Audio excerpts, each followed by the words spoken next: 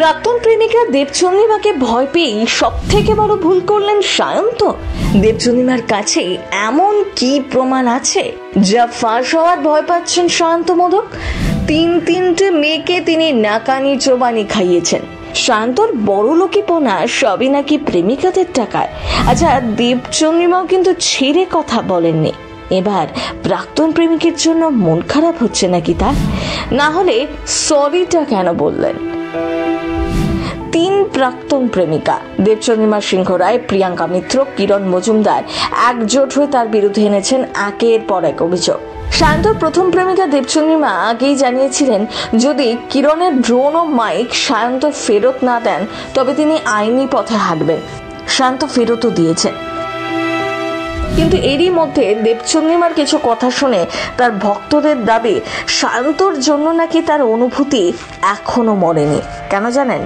দেবচন্দ্রিমার কাছ থেকে সায়ন্তর কাছে বার্তা গিয়েছিল তার কাছে থাকা কিরণের মাইক আর ড্রোন ফিরিয়ে দিতে হবে, না দিলে তিনি সায়ন্তর বিরুদ্ধে কিছু প্রমাণও আনবেন বলে হুমকি দিয়েছিলেন। 24 ঘন্টার সময়ও বেঁধে দিয়েছিলেন দেবচন্দ্রিমা। অবশেষে সায়ন্তর কাছ থেকে কিরণের সম্পত্তি এলো দেবচন্দ্রিমার বাড়িতে। নিজের ব্লগে সে কথা জানালেন অভিনেত্রী।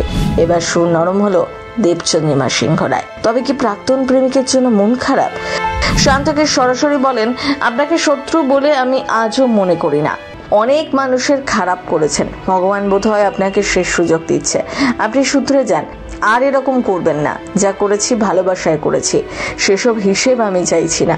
রেগে গিয়ে হয়তো অনেক কিছু বলে ফেলেছি, সেজন্য আই এম সরি। সম্প্রতি দেবচন্দ্রিমা অভিযোগ করেছেন মালদ্বীপ ঘুরতে যাওয়ার জন্য তিনি 2.5 লক্ষ টাকা দিয়েছিলেন সায়ন্তকে। মালদ্বীপে ঘুরতে গিয়েছিলেন যখন তারা একটাও নাকি টাকা খরচ করেননি সায়ন্ত।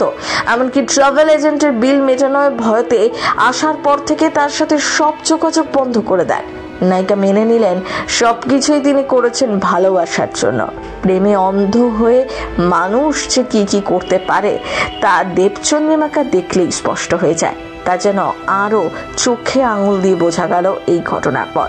আর সায়ন্ত সেই সুযোগকে ভালোভাবেই কাজে লাগিয়েছেন। প্রায় 20,000-এরও বেশি মানুষ আনসাবস্ক্রাইব করেছেন সায়ন্তর ইউটিউব চ্যানেলকে। এই সংখ্যা আরো বাড়তে পারে বলেই মনে করছেন অনেকে।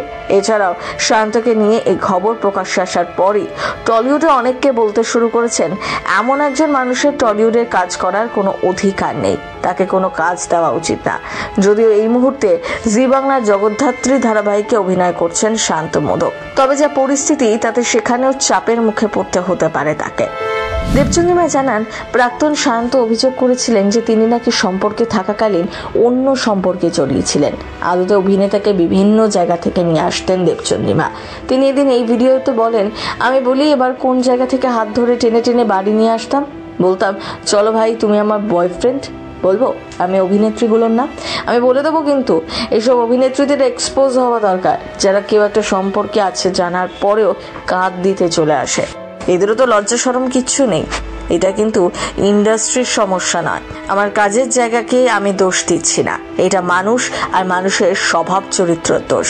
অভিযোগ সায়ন্ত মোদক দিনের পর দিন মেয়েদের ইমোশন নিয়ে খেলেছেন। শেষ কিছু বছরে অন্তত 3টি মেয়েকে সম্পর্কে জালে ফেলে সেই চেনা পরিচিত ছাঁচে তাদেরকে জীবন থেকে সরিয়েও দিয়েছেন। এবার সেই 3জন দায়িত্ব নিয়েই তার সমস্ত মুখোশ খুলে দিলেন। প্রথম বাংলা ব্যুরো।